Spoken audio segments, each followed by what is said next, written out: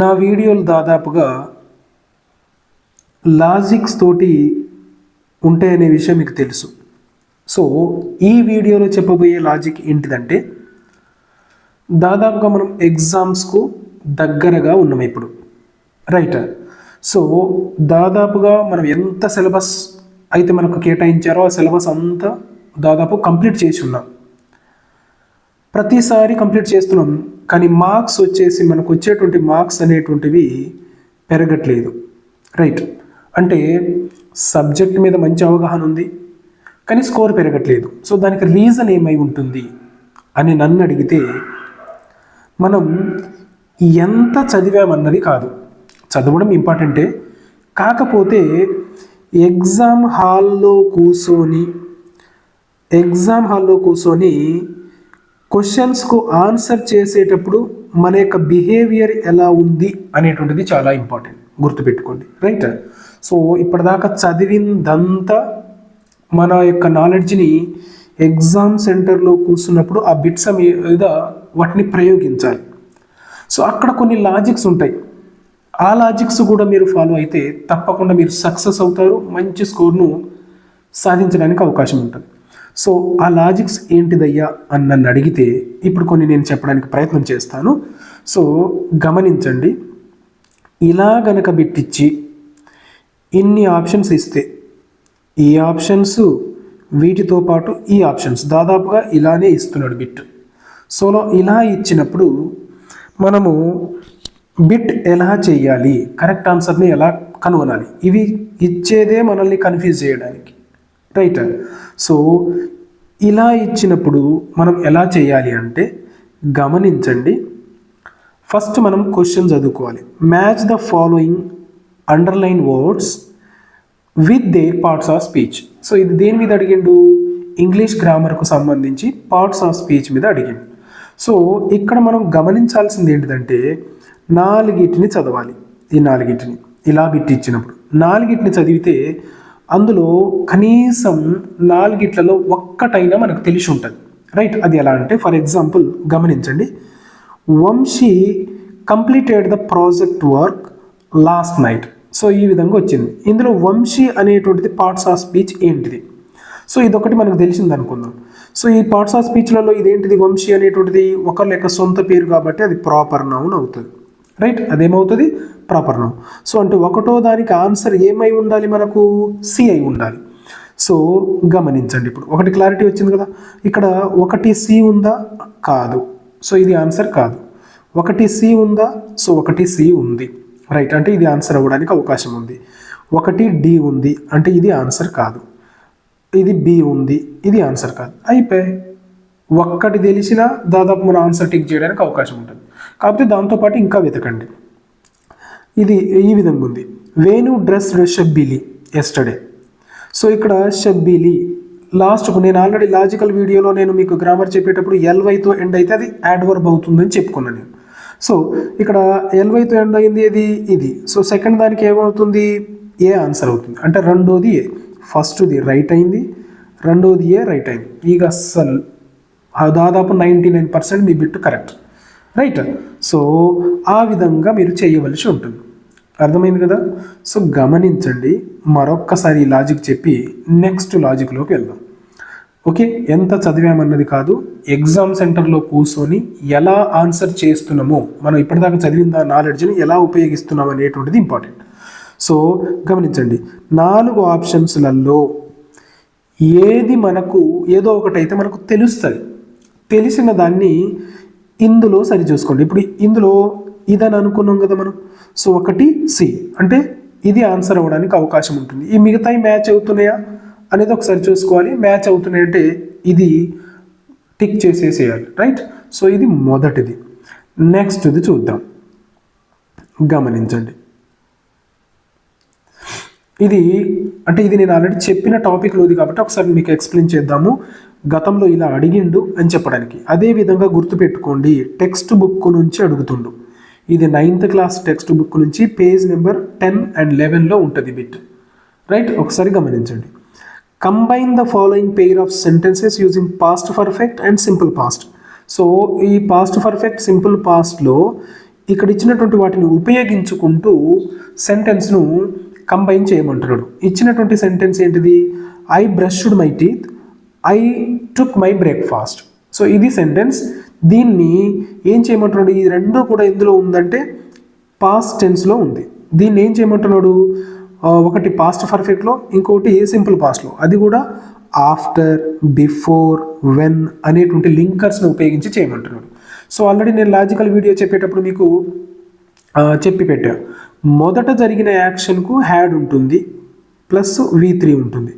గమనించండి, మొదటి యాక్షన్కి ఏముంటుందని చెప్పుకున్నాం మనము? హ్యాడ్ ప్లస్ V3 ఉంటుంది, రైట్? ఇప్పుడు ఈజీ. మొదట జరిగిన యాక్షన్ ఏది? I brushed my teeth, I took my breakfast. So మొదట జరిగిన యాక్షన్ ఏది? ఇది. నేను బ్రష్ చేసుకున్నా, తర్వాత బ్రేక్ఫాస్ట్ చేసిన, రైట్? సో అంటే ఇది I had brushed my teeth అని ఉండాలి. So after I had brushed my teeth మళ్ళీ ఐ హ్యాడ్ స్టార్ట్ అయింది. సో ఇది ఆన్సర్ కాదు, ఎందుకంటే సెకండ్ది సింపుల్ పాస్ట్లో ఉండాలి, రైట్? రెండోది V2 తోటి ఉండాలి. మొదట జరిగిన action had plus V3. Next చూద్దాం. I had brushed my teeth, yes, ఇది హ్యాడ్ తోటి ఉంది, ఓకే.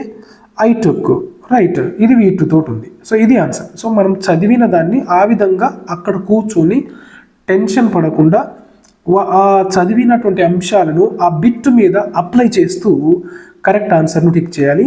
మన కరెక్ట్ ఆన్సర్ ఇది అని ఇప్పుడు తెలిసినప్పటికీ మిగిలిన ఆప్షన్స్ను కూడా ఒకసారి అందులో ఏమైనా లాజిక్ ఉందా, అది కరెక్టేనా అనేటువంటిది కూడా చూసుకోవాలి. అంటే ఇక్కడ నేర్చుకున్న లాజిక్ ఏంటిదంటే, మనకు తెలిసిన ఆన్సర్తో పాటు అందులో మిగిలిన ఆప్షన్స్ను కూడా ఒకసారి చదవాలి. అవి కరెక్ట్ ఉన్నాయా, ఇది కాకుండా ఇంకేమైనా కరెక్ట్ అవ్వడానికి అవకాశం ఉందా అనేటువంటిది కూడా చూసుకోవాలి, రైట్? తర్వాత మనం బిట్టు ఆన్సర్ను టిక్ చేయవలసి ఉంటుంది, రైట్? నెక్స్ట్ది ఇది కూడా ఇంతకుముందు చెప్పిన లాజికే. సో ఈ విధంగానే ఎక్కువగా అడుగుతున్నాడు, గుర్తుపెట్టుకోండి. ఈ విధంగానే క్వశ్చన్స్కు ఆన్సర్ అనేటువంటి టిక్ చేయమంటున్నాడు. సో ఇక్కడ ఇచ్చినటువంటి క్వశ్చన్ ఏంటిది? Match the followings with their suitable preposition. Suitable preposition తోటి మ్యాచ్ చేయమంటున్నాడు. అదేంటిది ఒకసారి చూద్దాం. ఇవి prepositions, right? One day the king was dash he's court.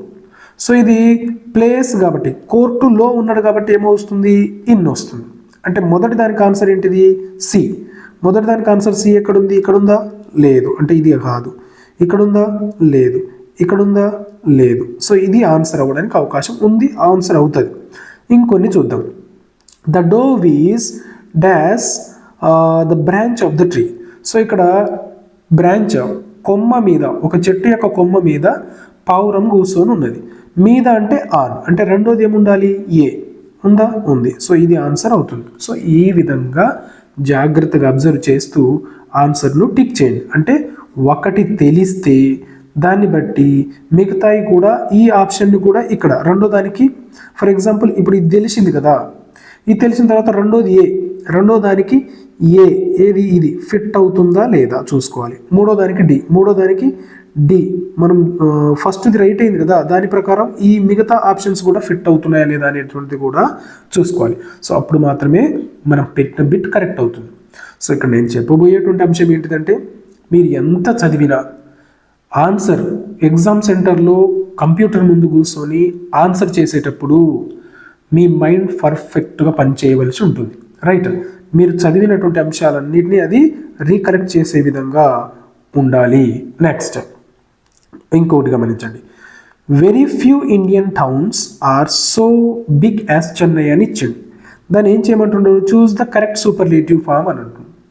So correct superlative form అంటే, సూపర్లేటివ్ అంటే ఆల్రెడీ మనం డిస్కషన్ చేసుకున్నాం, ఈఎస్టీ ఉన్నటువంటిది సూపర్లేటివ్ అవుతుందని అనుకున్నాం. సో గమనించండి, ఇక్కడ ఈఎస్టీ ఉంది, ఇక్కడ ఈఎస్టీ ఉంది, ఇక్కడ ఈఎస్టీ ఉంది, ఇది అందులో లేదు. అంటే మనం చేసేటప్పుడు ఫస్ట్ సూపర్లేటివ్ ఏం చేయాలి? ఒక్కొక్క దాన్ని ఎలిమినేషన్ మెథడ్ పెట్టుకోవాలి.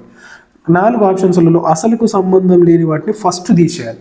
అంటే ఇప్పుడు మన ఆన్సర్ ఇందులో కానీ ఇందులో కానీ ఇందులో కానీ ఉంటుంది, రైట్? సో గమనించండి, ఇప్పుడు Chennai is one of the biggest of Indian towns ఉంది. Chennai is biggest town of Indian towns. So ఇక్కడ ఒక్కొక్కటి ఎలిమినేట్ అంటే తీసేసుకుంటూ రావాలి కదా. సో ఇక్కడ సెకండ్ది కాకుండా థర్డ్ చూద్దాం. థర్డ్ది ఇది ఆన్సర్ కాదు. ఎందుకు కాదు అంటే ఈఎస్టీ తోటి, అంటే సూపర్లేటివ్ యాడ్జెక్టివ్ ఉంటే దాని ముందు ఏముండాలి, దా ఉండాలి. ఇక్కడ దా ఉందా, లేదు, అంటే ఇది కూడా ఆన్సర్ కాదు. రైట్. సో అంటే ఇప్పుడు మనకు ఆన్సర్ అవ్వడానికి అవకాశం ఉన్నది రెండోది, మూడోది. ఇప్పుడు మూడోది చూద్దాం. Chennai is one of the biggest of Indian town. Okay, Chennai is one of the biggest of Indian towns. So గమనించండి, ఇవన్నీ తీసేద్దాం ఫస్ట్. ఈ ఒక్క నిమిషం గమనించండి. ఇప్పుడు మనకి ఇప్పుడు మిగిలిన ఏవేవి అంటే ఇదొకటి, ఇవి రెండు మిగిలినాయి. రైట్. ఇవి రెండు కూడా దాదాపు గమనించండి సేమ్ ఉన్నాయి. ఇక్కడ దాకా సేమ్ ఉంది. ఇందులో ఎస్ ఉంది, ఇందులో ఎస్ లేదు. అదొక్కటే డిఫరెన్స్. సో అంటే ఇంత క్షుణ్ణంగా, ఇంత సూక్ష్మంగా మనం ఆన్సర్ను అబ్జర్వ్ చేయాలి, ఆప్షన్స్ను. రైట్. సో ఇక్కడ ఉన్న ఇంకొక లాజిక్ ఏంటిదంటే, ఇక్కడ గమనించండి టౌన్స్ ఉంది. సో ఇక్కడ ఏముండాలి, టౌన్స్ ఉండాలి. ఇక్కడ టౌన్స్ ఉంది కాబట్టి ఇక్కడ టౌన్స్ ఉండాలి. ఇక్కడ టౌన్ ఉందా, లేదు. సో ఇక్కడ టౌన్సే ఉండాలి. ఎందుకంటే వన్ ఆఫ్ ద ఉన్నప్పుడు నౌన్ ఫ్లూరల్లోనే ఉండాలి. సో దాని ప్రకారం ఇది ఆన్సర్ అవుతుంది. సో ఇటువంటి వాటిని మనం అందులో సూక్ష్మంగా ఆ ఆన్సర్స్ను, ఆప్షన్స్ను అబ్జర్వ్ చేయక రాంగ్ ఆప్షన్ను మనం అక్కడ ఇచ్చేసి వచ్చేస్తాము. సో అలా కాకుండా ఎగ్జామ్ సెంటర్లో కూర్చున్నామంటే అప్పటిదాకా జరిగినవన్నీ పక్కకు పెట్టేసేయాలి. ఓన్లీ ఆన్సర్స్ గురించే, ఎగ్జామ్ గురించి మాత్రమే థింక్ చేసి బిట్టును కరెక్ట్ చేయవలసి ఉంటుంది. ఇంటి దగ్గర ఏదో జరిగింది, పక్కింట్లో ఏదో జరిగింది, ఫ్రెండ్స్కి ఏదో జరిగింది, ఫ్యామిలీకి ఏదో జరిగింది, అవన్నీ మీరు ఎగ్జామ్ సెంటర్ క్యాంపస్లోకి ఎంటర్ కావాలని అవి గేట్ అవతలనే వదిలేసి గేట్ లోపలికి ఎగ్జామ్ రాయబోతున్నటువంటి మైండ్ సెట్ తోటి మీరు లోపలికి వెళ్ళవలసి ఉంటుంది. అప్పుడు మాత్రమే కరెక్ట్ ఆప్షన్ చేయగలుగుతారు. టాప్ స్కోర్ను మీరు చేరుకోవడానికి అవకాశం ఉంటుంది. రైట్. నెక్స్ట్ బిట్ చూద్దాం. రైట్. సో ఇక నేను ఎన్ని చెప్పినా అయ్యాయి అనమాట లాజిక్స్. ఓకే, ఇది కూడా అటువంటి లాజికే. రైట్. సో ఈ విధంగా మనము ఎగ్జామ్ రాసేటప్పుడు జాగ్రత్తలు కనుక తీసుకొని ఎగ్జామ్ సెంటర్లో ఎంటర్ అయితే మంచిగా హ్యాపీగా మళ్ళీ మన ఎగ్జామ్ సెంటర్ నుంచి బయటికి వస్తాము, మంచి స్కోర్ను సాధిస్తాం. సో ఈ ఇన్ఫర్మేషన్ కనుక మీకు యూస్ఫుల్ అవుతుంది అనుకుంటే తప్పకుండా నా ఛానల్ను సబ్స్క్రైబ్ చేసుకోగలరు.